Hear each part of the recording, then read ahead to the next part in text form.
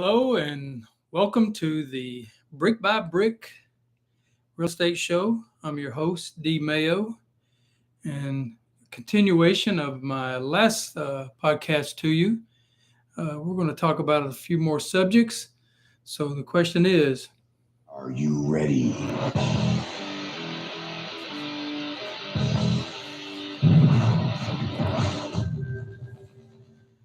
hello, and let's kick this thing off. The last video, this is a continuation of getting a house ready to sell, working with sellers. We talked a lot about the cleaning. You remember me talking about Mama Clean and getting the house really detailed out. But, being that it's springtime, I think it's time for us to talk about some spring cleaning that needs to be going on. And what do we really mean by Mama Clean? What are some of the details that you're talking about, D? It's one of the questions I got. Uh, Cleaning front to back, top to bottom. But there's a lot of details in between that. And I think it's something we need to talk about. Getting a house ready. When you talk about clutter in the house, what are you talking about there? When you talk about closets, kitchens, hallways, the furniture in the house. So that's something we're going to talk about. And we're going to go down each of those and talk about the specifics of what it means to be Mama Clean and ready for sellers to sell their house and buyers to view it. Let's start with the bathroom. I think that's a good place to start. The sinks, the countertops and the sinks need to be cleaned off. I recommend to people get the little plastic baskets, stick them nice and neat underneath because you are living there and you do have to keep things nice and clean, and you do have to use those items. So there's something to do, but countertops in the bathrooms need to be wiped down and clean mirrors. And then it brings me to the shower. We all have that little shelf in the shower that has the soap and the shampoo and all those.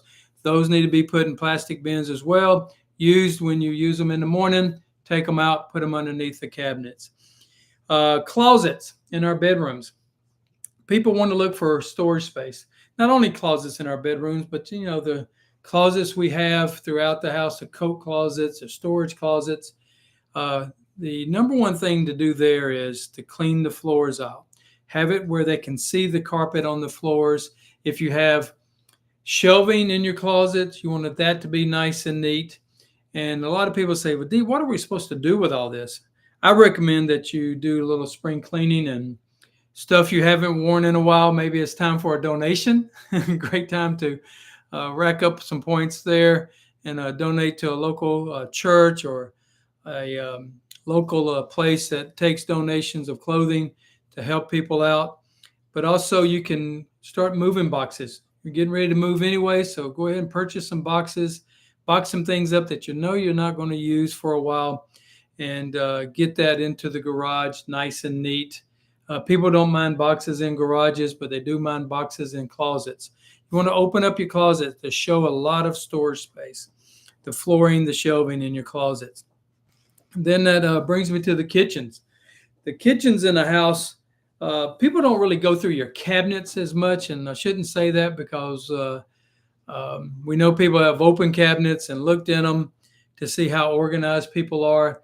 The one area in the kitchen, though, the pantry, it's time to really clean the pantry out. I hate ours. I feel like ours is too small, and we go through and we clean out ever so often and make a food donation of stuff we thought we needed and we really didn't need it. So pantries need to be nice, organized. Again, plastic crates are great in there. You can go to a local store and buy some little tray type plastic things to keep things nice and neat and organized. But pantries are an area that needs to be cleaned. Countertops, same thing there. Got all these different electronic bread makers, coffee machines, all these things that, mixers that just take up a lot of room on your counter. Want to, hide that as much as possible. I refuse to give up the coffee maker during the sale of a house, and Tina and I have sold a few, but my Keurig stays over in the corner. But, it's one of those things that I think when you're looking at your kitchen, you want the counter space to be open so they can see a lot of space is what you want to show. Again, Mama Clean. You want those wiped down and super nice and clean as much as possible. And sinks nice and clean, smelling fresh. The old tricks of lemons down in your disposal and squeeze that up. But there's all kind of ways to get it Mama Clean. But we want to open up space. Then it brings me to furniture. And this is a tough one for a lot of folks because you don't want to be putting furniture out in your garage where it's not climate control. But you need to open up hallways. When they walk in, everybody has that one little table that came from grandma years ago, and you want it displayed with pictures all over it. You may have a wall that has 300 crosses on it. Those kind of things, and personal pictures. Those are the things that need to come down. The holes need to be filled, touch up paint where you can. But you don't want to make it where it's so cluttered that when they walk in, they're met with a closed hallway. You want to keep the hallways nice and open. The foyer nice and open is when they walk in. It's inviting. Extra furniture in the living room areas. You want to remove that as much as possible. So they can start imagine what it's going to look like with their goods in it. So when you're selling a house, you can't be looking at it through your eyes. You need to really look at it through the buyer's eyes. What are they seeing? And you need to be critical. Be critical of yourself, of what are they seeing? Are they seeing, the paint around the light switch kind of dirty where everybody's hit it with their hand? And does that need to be touched up? Do we need to really clean the baseboards all the way to the corners and making sure that we're sweeping down the house daily to ensure that if we have a showing that the buyers are going to see a pristine house? I can't stress that enough. There's a lot of, realtors, we get together a lot and we talk about different things, and people share things that have gone on in their listings.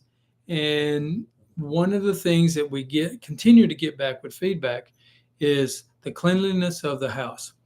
You'll never know what that buyer's basically looking for, but I can tell you they're looking for Mama Clean. They're looking for that mom's list, that detail list that has been produced. Somebody's been doing this chore list and making sure that it's all nice and neat. And a lot of realtors, they may not want to cover that with you, may not want to say it to you, but it's something that needs to be talked about and needs to be shared. So I wanted to kind of come back with a part 2 of my last video. If you haven't watched it, go on there. It's in the playlist on my YouTube page here. Also, I put it on my Facebook page. You can look it up on my Facebook page. And make sure you're following me on this and subscribing to where you can get this information. But we talked about, first impressions in the last video. When a person pulls up in a car at your house, what are they seeing? Are they seeing a house that needs some work? When they walk in, do they see a house that needs some work? And when they see that, the value of the house goes down. So if we can do some of these things as sellers and as agents that are listing to get this kind of information out there to you, it works out best. You can go to my website. That's DEE-Mayo.com. And you can go on there, and there's a lot of helpful information. There's calculators on that webpage. You can actually look at homes through that webpage of mine. But most of all, if you need to get in touch with me, my telephone number is 832-289-9362. And remember, when you're getting ready to buy or sell, don't walk, run to d-mayo.com, and we can definitely get together and help you sell your house, buy a house. We can do it all. Like we like to say around here, let's put Mayo on it. Thank you very much.